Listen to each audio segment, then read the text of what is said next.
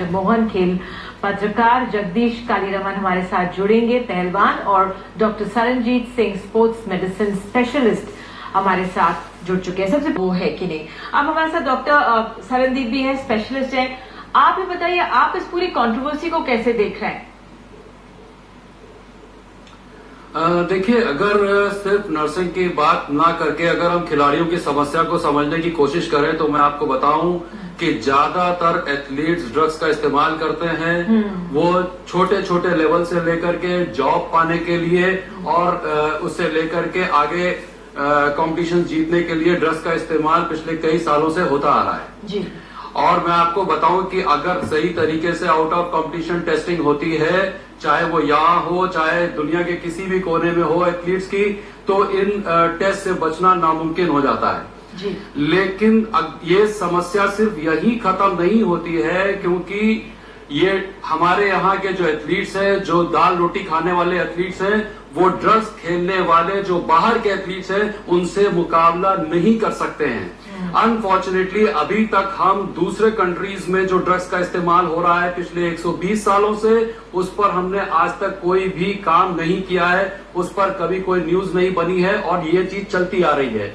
कई ऐसे ड्रग्स हैं जिनको ओलंपिक्स में बैन होने में 70, 80 साल लग गए और उन ड्रग्स को लेकर के रिकॉर्ड्स बनाए गए, जो रिकॉर्ड्स आज भी वहां मौजूद हैं। फिर उन ड्रग्स को जब पकड़ा जाने लगा तो उसके बाद नए ड्रग्स इंट्रोड्यूस हो गए और जब नए ड्रग्स इंट्रोड्यूस हुए और फिर उनको लेकर के रिकॉर्ड्स बनाए गए और आज की तारीख में जो थर्ड जनरेशन ड्रग्स चल रहे हैं उनको वाडा को पकड़ पाना नामुमकिन है। और आप अगर वाडा का रिकॉर्ड देखिए तो उनके यहाँ नंबर ऑफ बैन सब्सटेंसेस सिर्फ बढ़ते जा रहे हैं। बिल्कुल, हम नंबर 3 में हैं, जो हम नंबर 3 में हैं, जिस तरह से हमारे यहाँ खिलाड़ी पकड़े जा रहे हैं इसमें। और आपने बिल्कुल सही कहा कि न्यूनतम स्तर से ये नहीं है कि सिर्फ ओलंपिक के लिए जो क्वालिफाई करना चाहते हैं, बल्कि स्कूल मीट्स हो, कॉलेज मीट्स हो, नेशनल लेवल्स हो, जूनियर लेवल्स हो, तमाम खिलाड़ियों पर प्रेशर इतना है कि इन ड्रग्स का सेवन हो रहा है। और वाकई में एक जो कल हम चर्चा कर रहे थे इस पर राजारमन, उस पर ये सामने आया था कि क्या नाडा हमारे खिलाड़ियों को बताता है कि नहीं, क्या वो उनको गाइड करता है कि नहीं।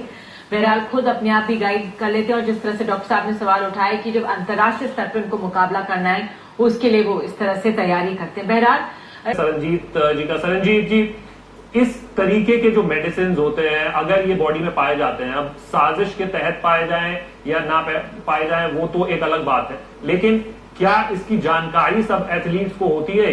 ये पहला सवाल। देखिए, सारे एथलीट्स आज की जनरेशन में सब जानते हैं कि किस तरीके से ड्रग्स का इस्तेमाल किया जाता है, परफॉर्मेंस एनहांसिंग ड्रग्स का।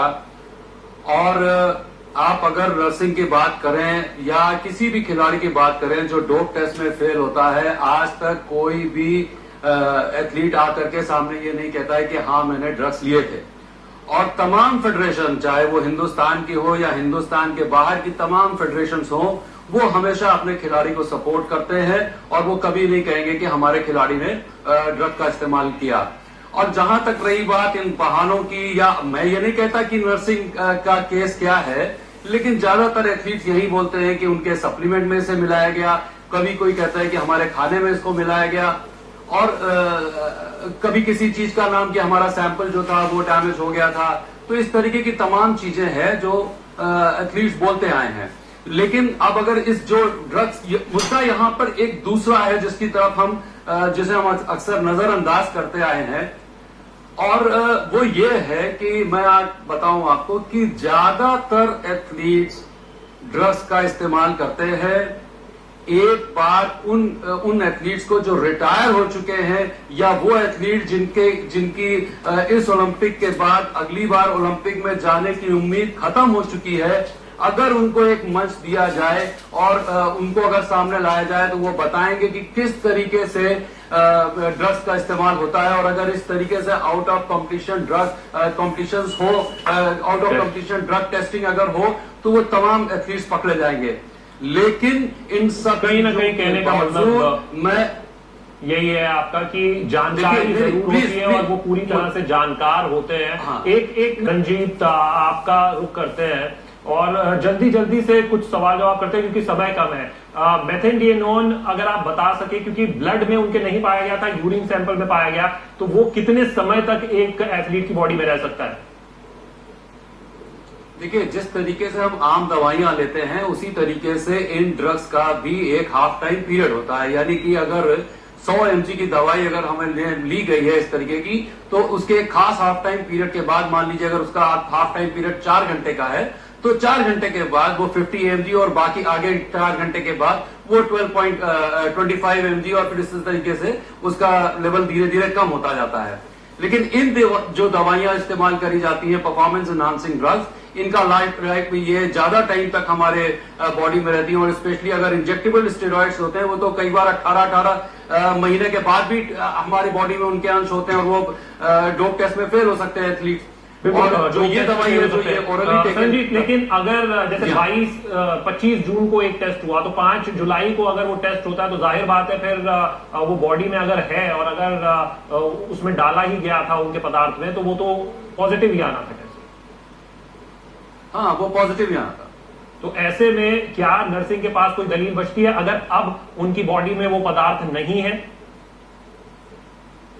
देखिए, मेरी बेस्ट विशेष नर्सिंग के साथ हैं। मैं जरूर चाहूंगा कि वो रियो जाए, लेकिन सारी चीजें डिपेंड करती हैं सिर्फ और सिर्फ इस बात पे कि वो कितने अच्छे तरीके से इसे साबित कर पाते हैं।